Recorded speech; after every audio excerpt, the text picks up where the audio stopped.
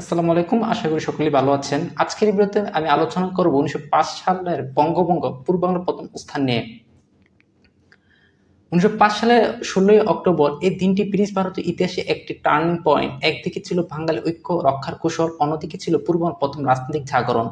British শাসক Lord Curzon ঘোষণা দেন বাংলার প্রদেশকে দুইভাবে ভাগ করা হবে, পশ্চিমবঙ্গ এবং পূর্ব বাংলা ও আসাম। মূলত মুসলমান সংখ্যাগরিষ্ঠ পূর্ব বাংলার উন্নয়ন এই বঙ্গভঙ্গের একটি কারণ ছিল, তবে এর পেছনে ছিল ব্রিটিশদের চিরাচরিত ডিভাইড অ্যান্ড রুল নীতিও।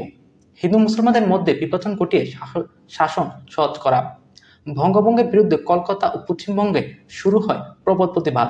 হিন্দু জমিদার, ব্যবসায়ী ও উচ্চ শ্রেণীর নেতারা এটিকে ব্রিটিশ ষড়যন্ত্র হিসেবে আখ্যা দেন। এর ফলে জন্ম নেয় স্বরাজ আন্দোলন ও বয়কট আন্দোলন। কিন্তু একই ঘটনায় এক ভিন্ন রূপ দেখা যায় পূর্ব বাংলায়।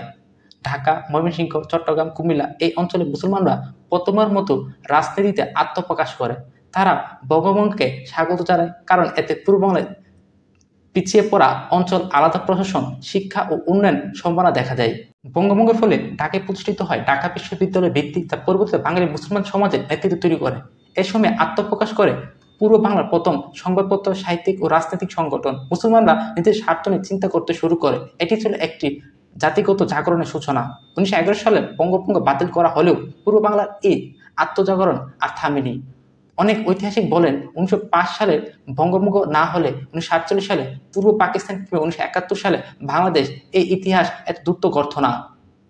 বন্ধুরা, ইতিহাস কখনো এক পাক্ষিক নয়। বঙ্গভঙ্গ নিয়ে হিন্দু মুসলমান সমাজের দৃষ্টিভঙ্গি ছিল আলাদা, কিন্তু পূর্ব বাংলার সাধারণ মানুষের জন্য এটি ছিল সম্ভাবনার সূচনা। এই গল্প শুধু একটি বিভক্তির নয়, এটি একটি জাগরণের ইতিহাস। আপনারা কি মনে করেন, বঙ্গভঙ্গ কি ছিল, ষড়যন্ত্র না সুযোগ?